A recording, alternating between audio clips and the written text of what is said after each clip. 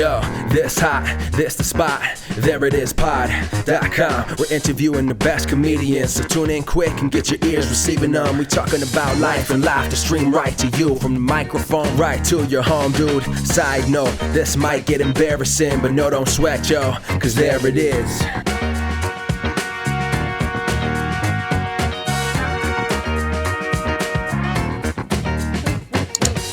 Welcome to the There It Is podcast, a comedy podcast to help you find your inspiration. I'm your host, Jason Farr. Let's do this. Thanks so much for joining us. Brand new episode with a guest. And it's a great guest today that we have. We have Tori Smith. She is an improviser, a writer, a cosplayer. She's dope. She's also an actress. And we talk about her comedy life, her acting life, and her cosplay life. Let's get right to it. Here's my chat with Tori Smith. You have lived in New York for 11 years, right? 10, going on 11. Oh, Yeah. okay, nice. So you moved from California, correct? Louisiana, so another warm place. I don't know why I thought California. What brought you here from Louisiana?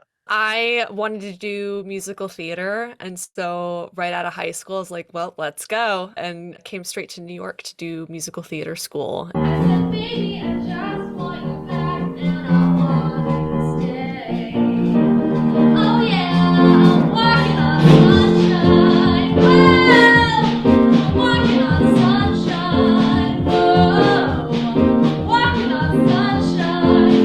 Whoa, don't feel good. And have not really left since, so.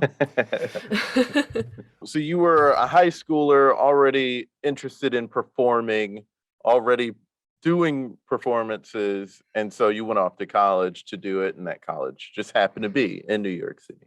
Yes, I applied to a couple other places, but if you're going to do musical theater, New York's kind of like the place you want to be to Yeah. do that. It just made the most sense to just go straight to the source. But yeah, I was a big theater kid in high school. I was like, well, let's keep this weird energy going into adulthood. So When did comedy become a part? Were you interested in improv when you moved here? Because I know that you studied at all of the big improv theaters. You trained at UCB and at the Pit and at Magnet. Was that something that you came here interested in? yes, I was always interested in it because even in high school, I was usually playing like the comedic relief roles and would stay up late to watch Whose Line Is It Anyway. I was like, that seems like a fun thing to do. And then I got into my musical theater program here, and one of the advisors was like, you should look into musical improv, the Magnet specifically. And I was like, all right, bet. And so I immediately went and signed up for classes. And I think I've been doing improv now. So if I graduated, 8 years. I started when I was a wee 20-year-old. I couldn't even go out to the bars with my classmates at the time. So yeah, it was a very natural progression. But I specifically Yeah. started because I wanted to do musical improv. Oh, okay. And Yeah. you are on a musical improv team at the Magnet. You're on Gym, Mhm. and you've been killing it. And Thanks. obviously, your focus is musical related things. And you're on a couple of other musical improv teams, like a couple of indie teams that are musical improv. Yeah, so I am currently on Gem, the house team that we mentioned, and that's probably the most active right now. And then my other team is Freeze Frame, the musically improvised sitcom episode. Right. The title really rolls off the tongue. But yeah, we do, sitcoms. I wish they still did this. They don't do them as often as they used to, but sitcoms used to have like a special musical episode. Right. So we do those for made up sitcoms. All we need from you is the title of a sitcom that has never existed. No pressure. Another door slams. Another door slams. All right, we present to you a very special musical episode of the classic Another Door Slams.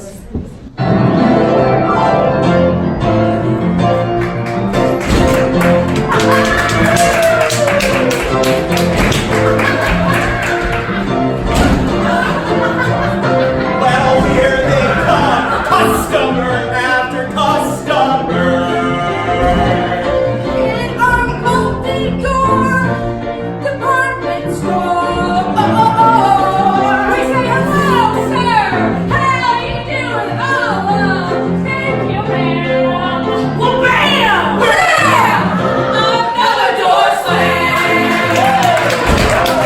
It's Okay, that was so one thing I tropey. was wondering. I wasn't sure if it was we're gonna do it in the style of Buffy, but it's all made up stuff.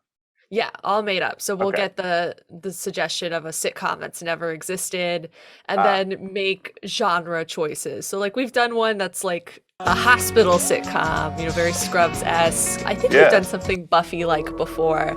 I'm sure. Um, I'm sure you so had yeah, to. just playing around with those tropes. Yeah, you can't do a musical episode and not Right. reference Buffy at some point. Yeah. Every single night, the same arrangement. I go out and fight the fight. Nothing here is real, nothing here is right.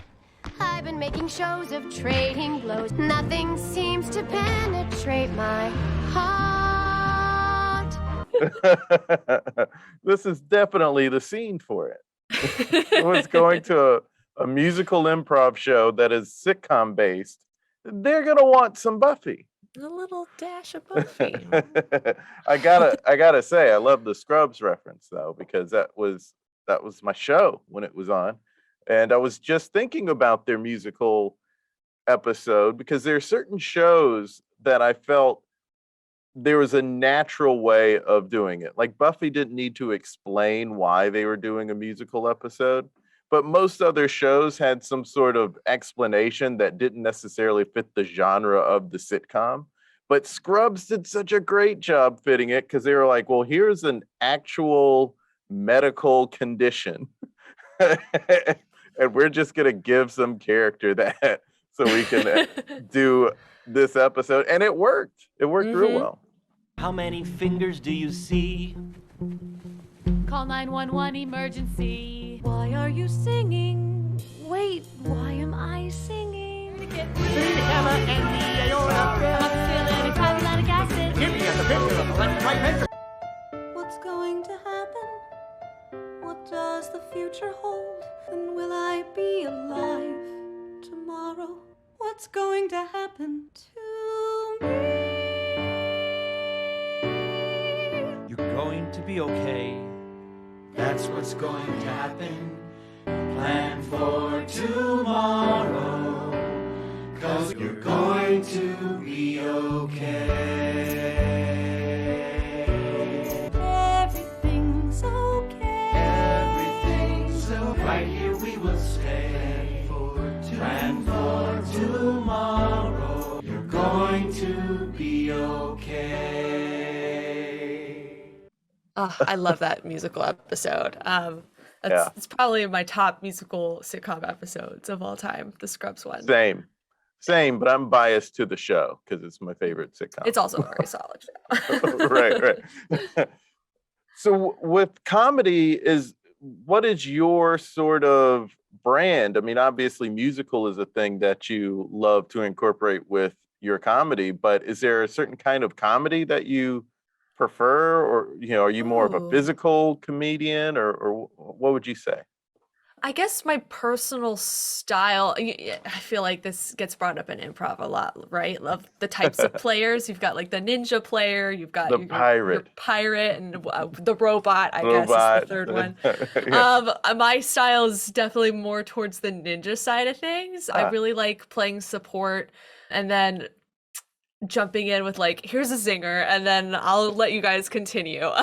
And so I like supporting my fellow improvisers. As far as like, I don't know if we're thinking more scripted things, I really like action films and those sorts of things that incorporate comedy into them or just are really specific about their genre. I love a genre piece that's like, yeah, we know we're a dumb action movie. We're really going to lean into that. And that's what makes this fun. Right. So I try to gear more towards that kind of stuff. Oh, fun. Okay, that's nice. Yeah, I mean, the other thing here is that, or a couple of other things, is that you're a cosplay artist and a video game designer Yes. and writer. So all of these things are making sense given what you just said about your brand of humor, and you're referencing action comedies that are really leaning into the fact that they're a dumb action movie.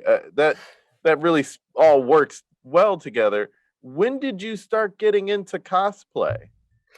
When did I start getting into cosplay? I started going to New York Comic Con. That was the first convention I really went to like 5 years ago. And it was the Okay. only one I would go to. I would go for a day because I loved Halloween, and then Halloween wasn't enough. I wanted to dress up more. So I started going to these conventions. And almost every cosplayer will give you that exact same answer. They're like, I love Halloween and I want to dress up more. So we're going to create these occasions for ourselves. Um, and then I think New York Comic Con 2019, a friend of mine, Savannah, who usually goes to those with me, the day after the convention, we called each other and we're like, hey, do you want to go to this convention out of town in February? Because we want to go to more of these. And I think so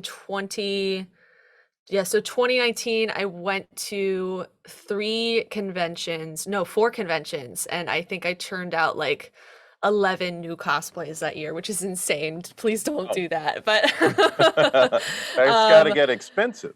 it can be. There's ways to like work around it and like thrift things and reuse things from your own closet. Depends on the build. I'm fortunate enough to have a nice enough little following that will like donate to a Ko-fi to help cover some of the material cool. costs for bigger builds, which is nice. And then I sometimes do commissions as well to help cover those costs. But yeah, it's not a cheap hobby by any means. But what hobby is? I always That's true. because I always kind of hate when people say like, "Oh, you're paying to do comedy, you improviser." Like you're paying so much for it. It's like, yeah, I bought a guitar. It was hundreds of dollars, and I'm going to buy gear for the rest of my life if I Mhm. keep at it. That's a lot of money. Yep. That's not a cheap hobby. Same with Yeah. painting. Like Mhm. the stuff is expensive. So I Mhm. never like it when people complain about improv as being, oh, it's just your hobby, you're paying for do it.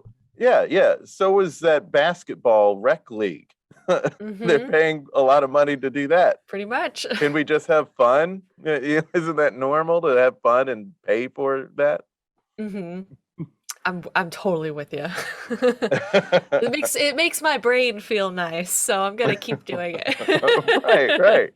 I mean, everyone's talking about self-care, but then you can't criticize paying for things that are good self-care, and Mhm. hobbies, that's a good form of self-care. Heck yeah, absolutely. So cosplay, and I've seen a lot of it because I follow you on Instagram, such incredible stuff Thank that you've you. done. And I think messaged you once a suggestion of one because I was watching Invincible, I think it was. Oh, Or uh-huh. maybe it was something else, and there was a character in it, and I was like, that looks like Tori Smith. I love it when people roll in with suggestions. It's like I got a long roster, but I'll add it to it. It's not a problem. My cosplay to-do list is like ridiculous. It's like how Oh, wow. how much do we really want to like actually do some of these? How long is that list? I mean, I if we really wanted to go through it, I could probably name like 10 things that I wanted to do. The next thing on my list that I've been working on and off for a year and I need to just finish is The Mandalorian. Um, Ooh, yeah. yeah, I love him, and so I want to dress up as him. That's how I kind of determine who I dress up as. It's like, oh, do I have a crush on this character, or do I want to be this character? And so that's how I translate that love. So I've got a bunch of the pieces lying around, and I just need to buckle down and finish it. He's like 70% done. Oh, Um, okay, cool. so That would be a good one. That'd be a lot of yeah, fun. good And for like the cold weather. yeah. God, I would die in the Mhm, mhm. summertime. Can you reveal what your approach to the Baby Yoda will be? Are you going to Uh, get a Baby Yoda plush or I use just your I just dog bought or a something? baby Yoda. Okay. I found one at a Kroger like 6 months ago. I was like, we're getting this little guy. He's so cute. Yeah. Yeah, Justina got one. Mm. For Addis, though, I mentioned that you are a game designer. You studied at Tisch. Yeah, so I'm currently studying at NYU Tisch, their game design program, getting my master's there. I am almost halfway through. I've got another year left, and it's really fun. It's really busy, but I'm learning a lot, and yeah, I've always wanted to like do video games. I wanted to get into it more from the voice acting side originally. I was like, oh, how cool would it be to like be in a video game? Yeah, it would. And then I was like, well, how cool would it be if I just made the video game and then put myself in it? So I just like took it to the next level. But yeah, all of my previous like comedy cosplay skills, just in being a general nerd, it's like, oh, I'm uniquely qualified to do this job. So yeah, but it's a really cool program. I highly recommend it. It's very That's fun. awesome. Yeah. Do you hope that one day you can create a game that incorporates improv? Is that Well, it's funny that you say that. So, yes, one of my assignments right now is writing an RPG zine. So, Mhm. it's like a little short. It can be lots of things. It can be a one shot or Mhm. like an equipment list, all kinds of stuff for various RPG systems out there. So, I'm writing one that is based off, it's a Monster Hearts module. So if you don't know what Monster Hearts is, it's basically you play as supernatural high school students and you flirt with each other. It's it's a little different than D&D, although D&D is still very flirt heavy. But so I'm writing a one-shot module where you play as high school theater kids, and so I'm trying to incorporate musical improv into that and see if it's possible. Oh, So wow. it's like a fun experimental tabletop RPG that we'll see if it works. I've yet to play test it, but I'm excited about the concept. So Yeah, there has to be a way for this to exist in our world. I mean, I think it would be really cool if improv and video games could meld somehow. Mhm. And Yeah. I mean, I don't necessarily know how to make that work. I'm playing RDR2 right now, so I'm kind of like, Mhm. how could that play in a game like that, like improv or Yeah. musical improv? Yeah, that's a good thought. I guess I don't play a whole lot of multiplayer video Hmm. games. I'm more of the single player story heavy RPG type person, Hmm. but I could see improv maybe working in a multiplayer venue. Like one of my favorite things to see is people using a video game, and you see it a lot more in multiplayer. They'll use a video game engine and their multiplayer and then use it for something totally not intended by the designers. Yeah, It's like, yeah, we know you've made this really violent thing, but actually we're just gonna walk around and play dress up if that's cool. I know, right? I spend so much Yeah. time dressing a character or fishing or just riding Yeah. around and like Yeah. terrorizing this one household, like, Yep. and then It's like, oh, like I've created a very reloading. specific story Yeah. with this one NPC that's just me. One of my favorite, so in my game design program, I have become known as the horse girl, which is fine. I've welcomed the moniker with pride because horses in games are like very interesting to me. But one of my favorite examples of like using this game engine for something that was not intended is in Red Dead Online. There are cohorts of horse girls that will will posse up and then just go trail riding together like super slowly and just enjoy the atmosphere and talk about their horses that they've collected. It's like what a fun, like feminine, like leisurely way to use a pretty violent masculine game. Yeah. It's like I love this. You love to see it. What, like Billy mentioned you on his episode that I think he said had written like a dissertation or did some kind of I did. project on horses in video games. I did. So last semester, for our midterm, we had to write a manifesto, which is kind of interesting. I'd never written one before. Usually it's research papers. So a manifesto, for anyone who's not familiar, is you kind of give like some tenets about a specific subject. Like, if you want to be a communist, here's what you've got to do, right? I think that's the most famous one, the Communist Manifesto. So I jokingly said, oh, I could write a manifesto about horses in video games if I wanted to. And then a couple of my classmates were like, do it. And I was like, all right, I'll do it. You've challenged me to take this bit as far as it will go. Challenge accepted. And so I wrote like 3,000 words about how to make good, not just horses. I expanded it to mounts. So like cars, spaceships, and things like that, but mostly horses, let's be real. Like how to make good mounts in a video game. So we've lovingly called it the Horse Manifesto, and it's been cycled around my classmates a little bit. And now they'll bring me games and be like, here's chess. Is chess a horse game? And I'll be like, only if you're riding the horse. Okay, that's very funny and very cool. Yeah. Um, And I got an A, so Hey. thanks, NYU. yeah, and it worked out. Worked out. But going back to the improv thought in Yeah. video games, there's with the technology, you have an Alexa or your phone that you can talk to. There's got to be a way to incorporate that with a video game where, like, because you already, if you're doing online, you already have a hookup to where you have a mic and can talk to someone else. So, they have to find a way to Yeah. incorporate being able to talk to the game and the game Oh, like react. improvise with the game. Right. There is a game called, if that's something you're interested in, there's a game called Facade. Because I did a project about this like interactive narrative a year and a half ago, some research into it. And the short answer is the reason that doesn't exist yet is that the technology is not there. The Right. AI does not exist to have like a Westworld-esque conversation with a human. And maybe we'll get there. It'll be scary when we do, but I'm excited about it anyways.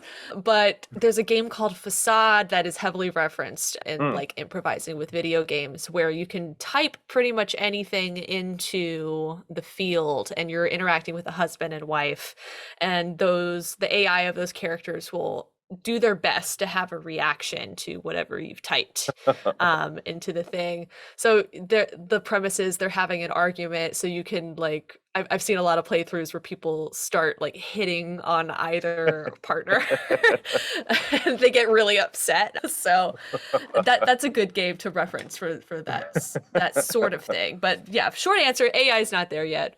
I think people are working on it. I'm not the person to work on AI, but I'll happily play with it and break it. There's You know? just gotta be a way that it can happen soon. I need this now. No, I mean, I definitely think in a Westworld sort of way, it's not. There's just AI is not there, but also video game consoles are not quite there yet to even receive something that they are using in the game, your audio, and let that affect the game. But even if it's just sort of you get choices and then you can do something random and it can just sort of figure out a choice. Like, I don't know. Yeah, and react to it. Yeah, a fluid reaction to random stuff. Yeah, it's a really interesting subject that I could talk about ad nauseum, because I think like the interactive story field is really interesting, because you look at like big interactive stories like, oh, there was the Detroit Become Human was I think the last big one, where it's like, oh yeah, you have all these choices and there's all these outcomes and it's the biggest choice tree ever, and it's like, okay, but the player is actually kind of robbed out of the full spectrum of choices because you only have, I don't know, maybe 4 tops. I haven't played it. I've only watched people play through it. But that's my understanding of it. And that's true of most games. It's like, oh, they're pitched as interactive stories, but they're not actually interactive because you can't do anything that you want to do. But that's just, again, because the tech isn't there. Yeah. Fun subject. Yeah. It's interesting. It's interesting. Yeah. Well, I think it can happen. I think it can happen by the next console. I believe in the nerds. I think we can make it 5, so. 10 years, they can figure this out. Whoever does is going to be obscenely rich. And I'm very excited for that. Is there a particular console you like to use? Or you typically use computer for video games? I like PlayStation. I'm still trying to get my hands on a PlayStation 5. It's been a saga. I know. It's It's so a couple hard. years, it seems. Yeah, so I've been following a Twitter bot that lets me know when they go on sale for over a year, and I just haven't either. I'm in class and I miss it, or I've had one in my cart and then it glitched out at the last Yeah, second. That was so demoralizing. But PlayStation is my go-to console, so PlayStation 4 right now. And yeah, that's what I then got. yeah, she does a good job. She You tries know, hard. yeah, She's getting I a little got wheezy it. lately. I got the PlayStation 4 super late. I got it Mhm. during the pandemic, Mm, a few months before PlayStation 5 came out, because typically I wait until the first wave has at least gone by, because there are always yeah. bugs in the first wave. Yeah, And then I also wait until the price drops. smart. That's what I'm doing against my own will, essentially. It's like a you just that I should just say that's my strategy instead of me just being unsuccessful. I wonder if they will ever catch up to the demand. Like I don't like know. will there ever be a PlayStation 5 on a shelf? But I also somewhat wonder if people are using bots to buy them so that they can resell them, because I get an alert from GameStop saying that the PS5 console is in stock, and I can see that when the email comes in. And then I Mhm. can go right. This has happened where I would just happen to be on emails like, oh, new email, oh, it's GameStop. And I click on the thing and the game's already sold out. Yeah, it sells like crazy. It's a similar thing with I was thinking about building a gaming PC so that I could switch things more over to there. And the issue with that is the GPUs, the graphics cards, are so expensive right now because people Mm. are using them to farm cryptocurrency. So, Oh, uh, wow. yeah, like there's videos of people with like so many GPUs like running in a room to farm cryptocurrency, and I'm like, ugh, crypto keeping me from playing my cozy games on a really nice computer. Dang, I didn't Yeah. realize that people were doing that. So Hmm. why and I there's just so much I don't understand. I'm not Oh, a game same. designer. I don't know how to code. Why would a video card, like why would that be used with cryptocurrency, like I'm not mining sh cryptocurrency? Yeah, I'm not entirely sure how mining cryptocurrency works. I Mhm. know men in white and blue checkered shirts have tried to explain cryptocurrency to me before, and I'm just like, give up." So And that's I their don't, pickup line. right? It's like, "Hey, you want to know how cryptocurrency works?" Like immediately walk away. Um, but I'm not entirely sure how it works, and I might be getting it wrong. I just know that graphics cards are really hard to come by, and the rule of thumb right now is even if you see a used graphics card right now, you're really not supposed to buy it because they've basically been almost used to death, and so it's not going to last that long. So you got to Oh, buy them wow. new. Yeah.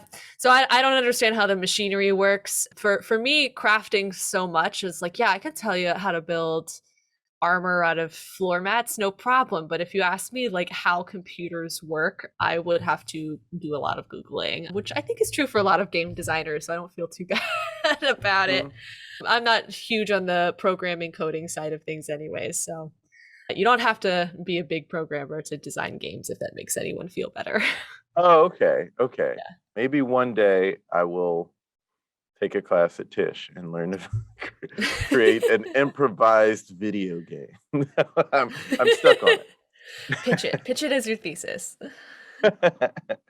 What is next for you? Because you've added so much over the years and you haven't dropped anything. That's one of the things that's No. cool. It's like you're doing musical improv. You've added cosplay after starting that. You're still acting, you're still writing, you're still doing all these things, which I think is super cool. Thank you. Is there anything next that you're gonna add to it, to the list? Uh, I mean, if I it's times like this that you wish you had like a time turner, right? It's like if only there were more hours in the day.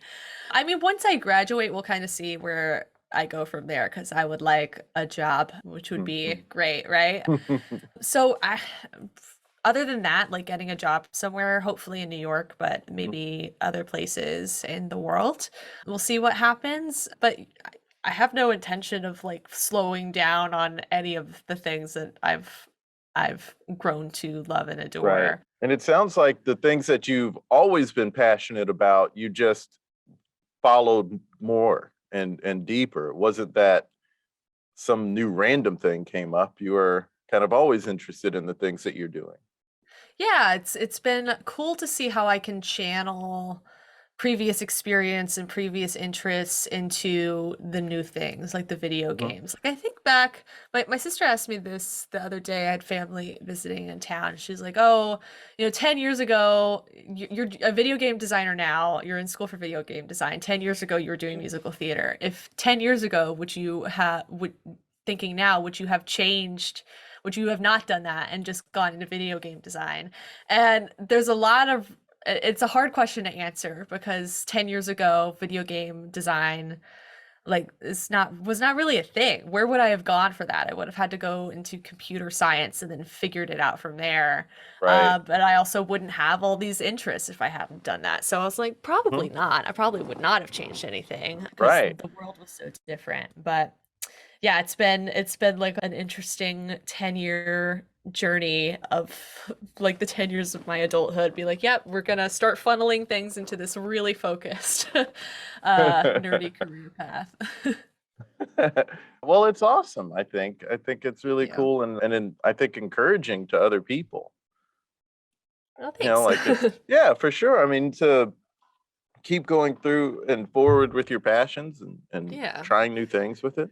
Yeah, just resilience, I guess, and like figuring it out. Because Right. I mean, if do you do, I know you do improv, but do you do like acting and writing and stuff like that as well to some degree? Yes, acting and I want to get back into writing. I feel like Mm-hmm. recently I felt those juices sort of percolating again. So I Mm-hmm. think I'm gonna start trying to write again. I just recent inspiration. I actually before I did comedy, I was doing more writing Mm-hmm. and not necessarily humor pieces, but would write about whatever in a humorous way. Mm. And that got a good response. So I wanted to write more and actually got a comedy book just because it was hard to 15 or so years ago. There weren't all the books that exist now Yeah. about structure and how to write. And there wasn't online either. So the only thing I could find was a book called not Truth and Comedy, the Comedy Bible. Mm-hmm. And that's a stand-up who is just trying to say, like, here's the structure of comedy in general, but it didn't really like encourage writing blogs or, humor pieces. It was more stand-up. Right. And it suggested that, and that's how I got into comedy, was Ah. because I wanted to write more.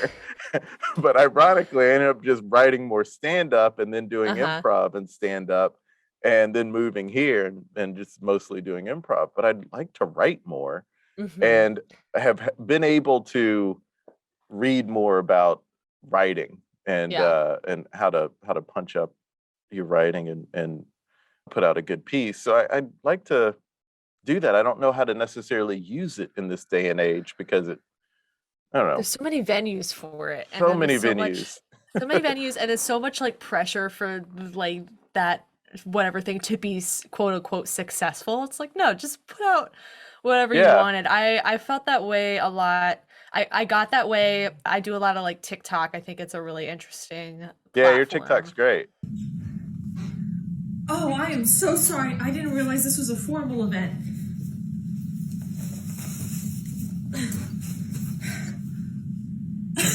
Thank you. I was really pushing towards like having more curated stuff and like, Mhm. oh, we're gonna have like a nice lighting setup and not really scripted stuff, but like very polished things. And then I Mhm. took a couple months off and came back. I was like, we're just going to post whatever chaos comes into my brain and be a little looser about this. And it's been so much more fun of like, yeah, this one totally flopped. Only 200 people saw it, but I think it's funny. So I'm going to leave it up there and it'll be fine. Seems So like a having, healthy approach. I think a lot yeah, of people do either they go in the direction of this has to be big, and so they like put a lot of pressure on it, and then they burn out, and they stop doing it. Or it's oh, this isn't big, let me delete it, and I don't know, that gets kind of strange. So it's good that Yeah. you're just like, I know what I think is funny, and I just want to do that. Yeah. Yeah, if I'm having like a chaotic evening and I turned my camera on, I was like, we're gonna see if anything comes from it, because I definitely have those nights. It's like, oh, we're in a silly, goofy mood. Let's see what weird TikTok content we can come up with.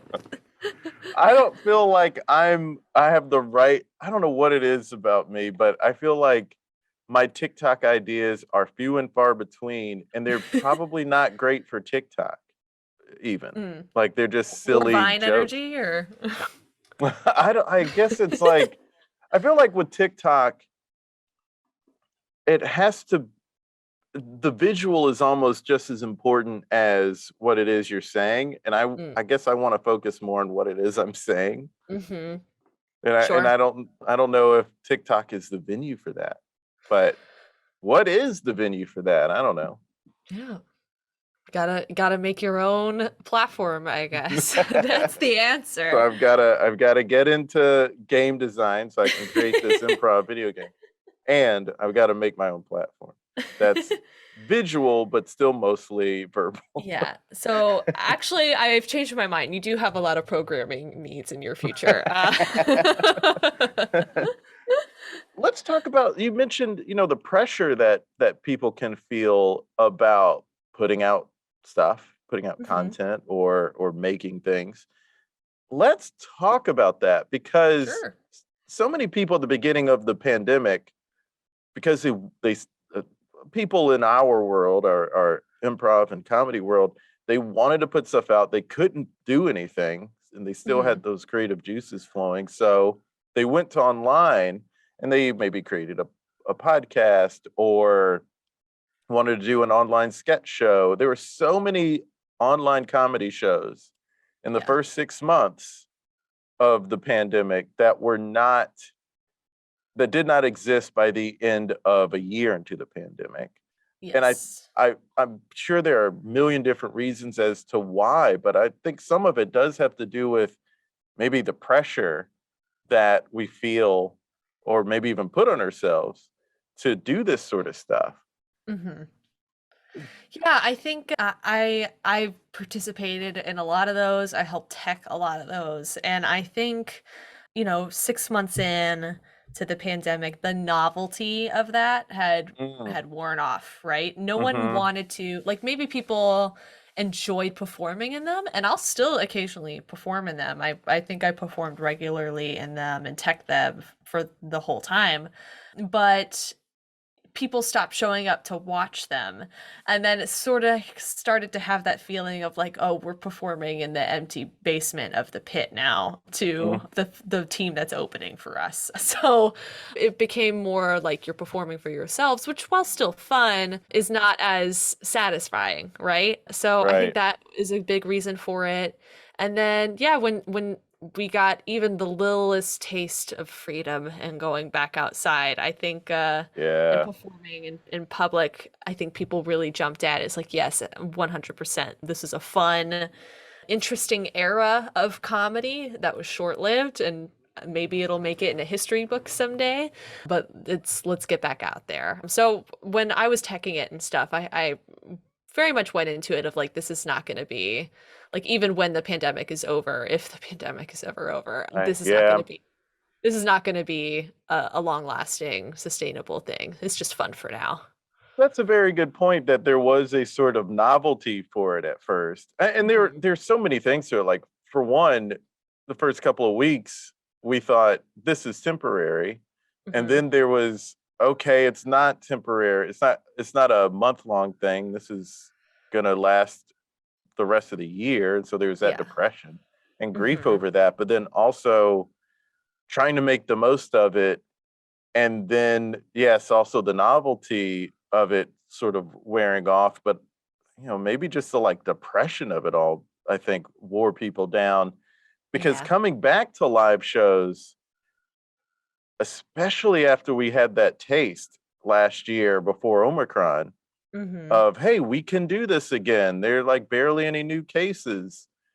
And then us getting hit with the spikes, I think that took a lot of the wind out of our sails. And so I was just at a show the other day and I thought it was funny.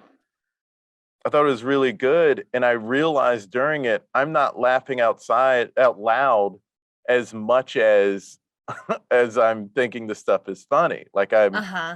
it's like I'm just doing a lot of nodding Mm-hmm. and not laughing out loud. And I was kind of sad about that because Yeah. I didn't feel like I was fully experiencing it.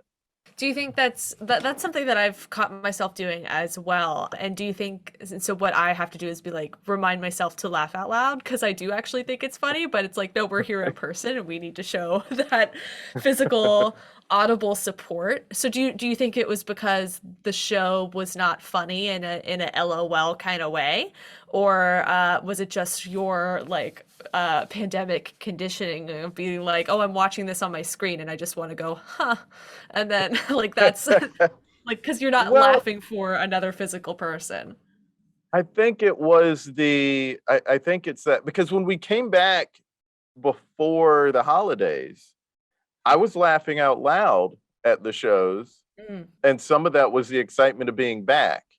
mm. And it's hard right now for me to be excited to be back because I'm like, okay, when's the rug going to get swept off from under us again? Yeah. And so that was keeping me from, because I did think it was funny enough. Mhm. Before COVID, I would have been laughing out loud because I was doing a lot of physicality. I just wasn't actually laughing, but I was, like I said, I was nodding, or I might like do my shoulders up and put my head down and shake my head and sort of be like, but audibly it wasn't coming out. So there's like a Mhm. restraint that's happening that's like, something I can't Mm. quite put my finger on. Sure.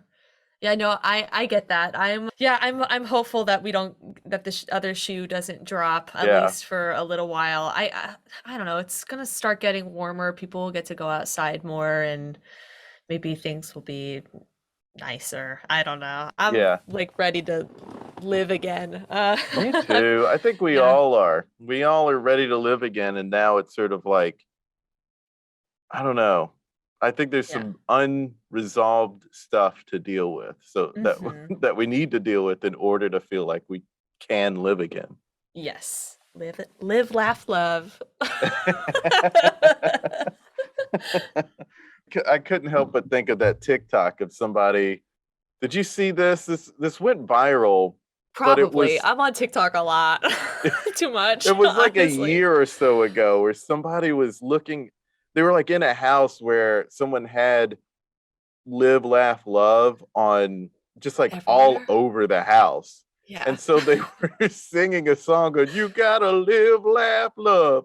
Live, Live, laugh, laugh, live. love. You gotta live, laugh, love. Live, laugh, love. You gotta live, laugh, love. Live, laugh, live. Yeah. It I know sounded like exactly a what you're Lady talking Gaga song. But it was so absurd. That was Uh, hysterical. I have a little bit of a love-hate relationship with TikTok. mm. I do Uh, too. Yeah. Sometimes I I just think it's catch myself because that scrolling. right. So that's one thing. I don't like Mhm, the like scrolly nature of social media. mhm. And also that one is so it's like content that I don't follow right in my face. So that's interesting. So there's different sections of TikTok. Are you familiar with Exactly. this? Okay, so Yeah. yeah, I always tell people when they're newer to TikTok, they'll be like, "Oh, my TikTok feed kind of sucks. It's just people doing these It's like people I dances." don't And I'm know. like, Right. yeah, it's like, well, you're on straight TikTok right now. And so the next time you see any LGBTQA content come up on your feed, you need to like it so that the algorithm realizes, oh, they need to be on gay talk because that's where all the fun stuff is. That's where all like the weird, like funny, like Yeah. cosplay, that's where all of that stuff lives. So you gotta get past straight TikTok. There's like a wall you Mhm, gotta mhm. pummel It through, took and then the time, but algorithm figures it out. yes, and I heard someone too say if you get on and you see like a 16-year-old dancing, scroll past that real quick. Yeah. Get out of there. And that was the first thing that anyone saw 2 years ago on TikTok. Mhm. That was the immediate thing, was some like teenager dancing, and I'm like, I don't think TikTok's for me if that's all TikTok is. I'm a grown man and I don't want to see that. But it was that first stage was really tough to get through. And then Mhm. once friends got on there and they had content, then that's all that's on my TikTok now Mhm. for the most part. But it's still, I don't know, there's still something Every kind of now and weird then about it something will sometimes. sneak Yeah. through. It's interesting that you say that. So the algorithm changed recently, and I'm getting some randos on my page where it's like, yeah, I have 3 followers, and this video has like, you're one of the 6 people that are seeing it. I'm like, this is not my content. I want to see the people that I follow, please. Which is just an Right. ongoing struggle with TikTok. Yeah, TikTok's an interesting social media beast. All of them are, where it's like they try their best to, and I think this has been proven, where they do their best to set their users up for failure so that they will continue to try to succeed and keep using the app. So, and that's why you got to Yeah. have that laissez-faire attitude of like, I'm going to post what I Right. want. If it pops off, great. But I'm not going to put as much effort into this as TikTok wants me Exactly. to. So, Yes. And that's exactly the conversation that I want to have, because in regards to the whole trying to put out content and feeling pressure, because mhm, I feel like, at least I felt this pressure, I feel like other people have too. What has happened with social media and putting content out and wanting it to do well is getting married to your career success or your professional success, mhm, much in the way getting on a house team at UCB was tied to your personal or career success. mhm. And it's not super healthy. It's a horrible feeling to have. And it really kills your creativity and your art, because you should be wanting to create stuff the way you are, because it's funny to you and it's Yeah. your voice and you want to just cultivate your voice. Mhm. But when people are trying to beat the algorithm, now they're suddenly not trying to cultivate their voice. They're not trying to do something that's just funny to them. They're trying to get in front of everybody by doing something that everyone's doing, for these like social media oligarchs, basically. Like it's Yeah. not something that's ultimately helpful for you. It's just you're creating content for them so they can keep selling people's information. And it's Yeah. like, well, that's not why I got into comedy. Mhm. I didn't even get Yeah. into comedy for like, I want to be rich and famous. It's like, I want to have a career, but I don't want that. Yeah. I want to work. This Right. has always been my philosophy. It's like, sure, famous would be nice, I guess, I'll but take it yeah, but if does it's it come handed to with me the money? honestly. I want the money. Right. So, yeah, the social media is a weird beast. And back when I was doing more of the acting stuff, like talking to agents and stuff, they would look at my Instagram and be like, we can't really use this. And I'm like, why? I am an artistic person and this is how I choose to express my art. And I still like show acting things on there. But they're like, we don't know how to market this. And I was like, but that's your job to figure out how to market it, right? My So least favorite phrase from people in the industry is, I don't know how to market this. It's like, then you should be fired. yeah. It's like, then this meeting is over. You're not hired. Right. If you don't know, Um, if a movie was made, and it's always like a well-made movie mhm, or a well-made album, and the powers that be will say, I don't know how to market this. It's like, well, then you're real bad at your job, and I don't know how mhm. you have it. Yeah, But yeah. it's kind of absurd to hear someone say it to an actor. This is cosplay, so the cost is costumes, and that's Mhm, pretty big in the acting world. You're showing that you can adapt to these different genres and these different styles and still be camera ready and photogenic. You're photogenic. Thanks. Like that is, you're welcome.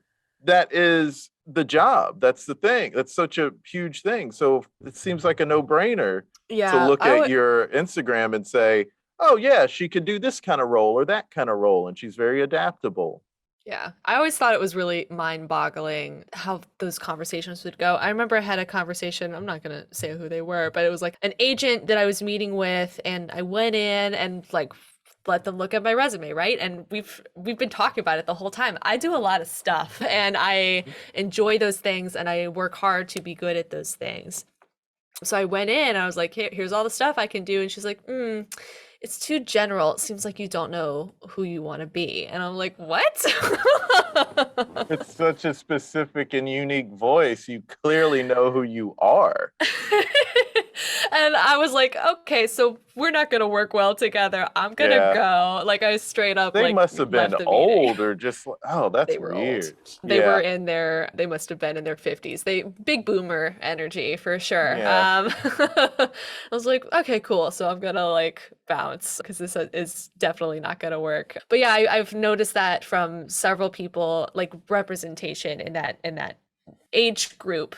That I remember one time I went in with like pink hair. It was like light pink hair and it was so pretty and feminine. And then the agent looked at me and she's like, "You look goth." I was like, "What do you mean?" What?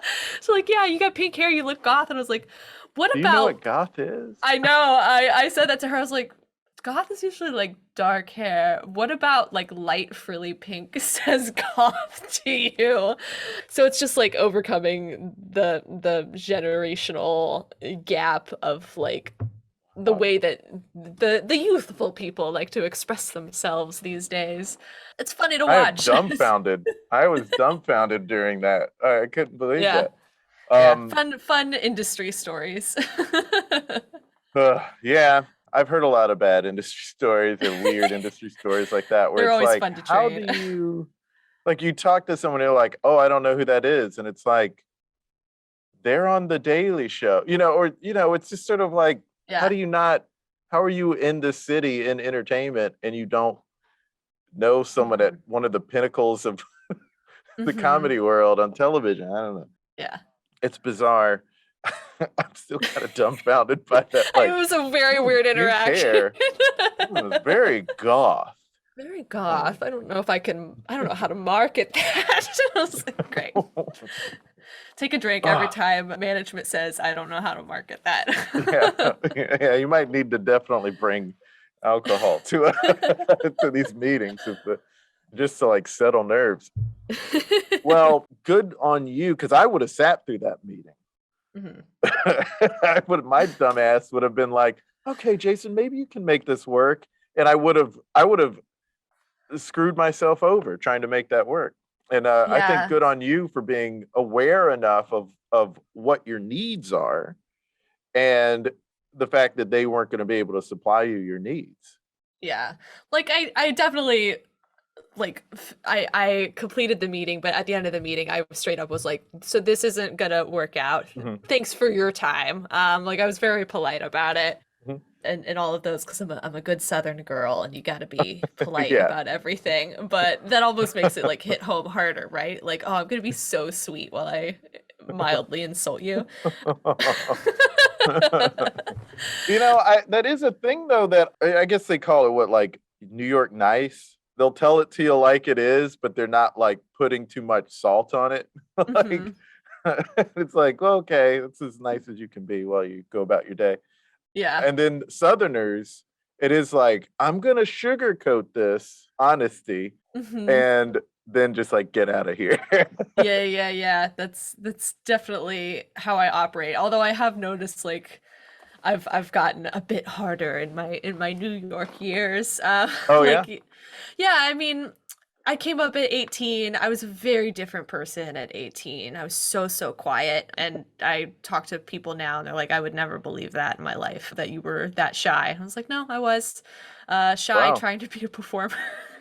Really I works am out. actually surprised because I remember when I met you and you were very like intentional about greeting and welcoming us and so kind that Oh, it stood thanks. out. So I wouldn't have thought shy.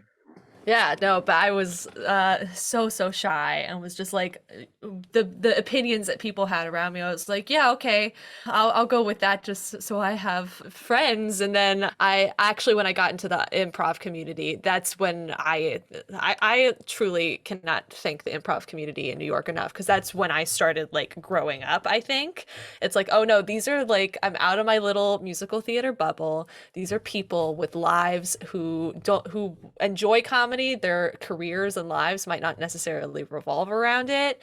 And I like really grew as a person when I got into improv comedy and became who I am today, and can like actually talk and and carry a conversation with people and not be uncomfortable at parties. I feel like that's always a big gauge, right? It was like people don't like going to parties by themselves. I'm like, no, I'll go anywhere by myself. I don't care. Oh yeah, I went to a basketball game by myself the other day, Yeah, and it's kind of fun. yeah, still cheered. It wasn't until like later I was like, I wonder if that was weird for the people around me that I was like, yeah, like I don't know, but I was like, I don't care. I wanted to see Coach K coach a game for the last time Yeah, in my life. yeah, Do things alone. yeah. I love doing that kind of thing. New York is the best city for that. It's so great. When I moved up here, I felt like I wasn't experiencing a whole lot of New York because I was afraid to go places by myself. Like, oh, people are gonna think that I'm weird, and then people would like cancel, and so I wasn't going out and doing things, and it got to the point of like, I'm not gonna like hinge my happiness and like my life experiences on you not feeling like going out tonight. I'm gonna go to this concert by myself, and it's been great. Highly recommend living that way. It's not for everybody, but you get to see a lot more of life that way for sure. For sure. Well, this has been a great talk. It's now Yeah. time to create something together. Yeah, let's do it. I would like to talk through the process of cosplay. Like when you Okay. come up with someone, you mentioned earlier how you come up with someone. It's usually someone you either have a crush on or want to be. I suppose it could Yeah. also be both. Yeah. And so that's how you come up with it. But how do you then go about making it happen? Sure. So let's think about a recent one. So I specialize in armor builds, so like Hmm. foam, EVA armor, if anyone out there knows what those are. So the way that I'll start the process is like with Commander Shepard from Mass Effect, who is like my holy grail of cosplays that I finally completed. I played through all the games and was like, yes, I must become her. And I also have a crush on her. So it was one of those double whammy moments. So I pulled as much reference material as possible. I looked at other people's cosplays. I started gathering patterns to make these pieces. Some of them I patterned myself, but mostly my set is a hodgepodge of stuff.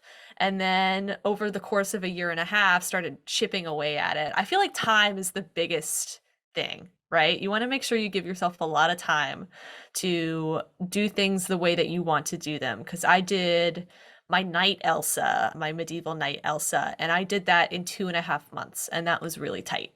I wish I had more time for that. So yeah, then you start patterning, you start cutting things out, then you glue them together, and you paint it, and you put on attachments, and then voila, maybe a year and a half later you've got something. But you could also do it in a smaller amount of time. With the Commander Shepard thing, something that's nice that like video games and certain TV shows have started doing are releasing character turnarounds with their game content. So The Last of Us did this, where you could unlock a game model and turn it all 360 degrees, any direction, zoom in, really get it in there. Oh, So if and that's anyone out there, that was done for cosplayers. I like to think so, but it was probably just so people could like have a collectible. But the more companies that can do that and give those like those sorts of information for cosplayers, because if you release something now, you got to assume that someone's going to want to dress up as that. Mhm.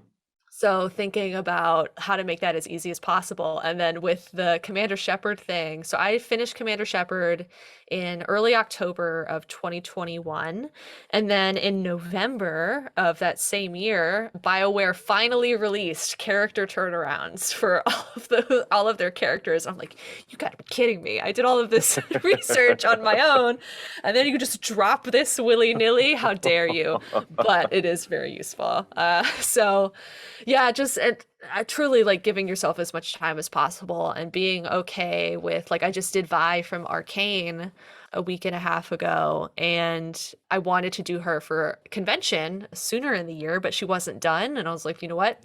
I'm not gonna crunch on this. I'm not gonna stay up until 3 a.m. working on this, because it'll be rushed, and it won't be to my satisfaction of how I want this done. So we're going to give ourselves more time and be okay with, God forbid, re-wearing something that I've already made.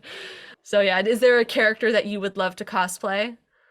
I've never really thought about if I would cosplay, Yeah. what it would be. So one thing, when I first started hearing about cosplay, I heard that there would be people who'd be really sticklers, like, well, you're not tall enough, or your hair, or Yeah. your nose, and all this kind of stuff. And it's Screw like, those guys. yeah, but also like, are you auditioning people at Disney? Like, chill out. Mhm. It's just for fun. So I think in my head, I was like, well, who's a black guy who looks like me? And they're not a ton in the video game world, or even like a movie sense. Like, Yeah. as an 80s kid, like my immediate thought is like Indiana Jones. But even then, it's like, I don't know. Do it. I will say I see a lot of that kind of stuff, like cosplayers of color do have it a little harder. But what I've noticed in the community recently is that there's no tolerance for people being like shitty about it, right? Like, people will come to, like, will defend, and it's pretty nice to see that change. And even people will be like, I mean, I've gotten comments before of like, oh, you don't have the right body type for that character, and it's like, shut up. I'm gonna do it. Right. I like to think of cosplays now not so much of because I used to really try my best to be as screen accurate as possible, and I don't do that anymore. Now I think of cosplay as creating like your own fan fiction version of this character that Right. you are self-inserting in a way. So it allows you to be a little kinder to yourself, and then Yeah. if there is any weird criticism out there, being like, this is my version. Sorry. Well, and yeah, they and gotta deal I with feel like it. that's a natural progression that you look at now that we have another Batman in the film industry. There's so many different ways of doing the bat suit, for instance. So if someone is doing cosplay, I think it's kind of cool that they can give themselves a challenge to Yeah. say, okay, how would I do this character? Like, what would I like to see as this character? And Yeah. gives you an opportunity to be creative and artistic and express yourself Mhm. through that character. I think that's cool. Yeah. What's great about the cosplay community is if you create something, no matter like the quality of it, like, you can go buy your costume if you want. I do that all the time, and it's fine. As long as you're like passionate about what you're cosplaying, there will 100% be people there hyping you up because you're psyched about a character. And that's really what it's about. Like, sure, the craftsmanship is great and the photos are great, but it's really about like having fun dressing up as this character to whatever degree that you are able to. Well, there it is. Thanks so much for being on the podcast, Tori. Thanks for having me. This was so fun to like talk shop for a little while.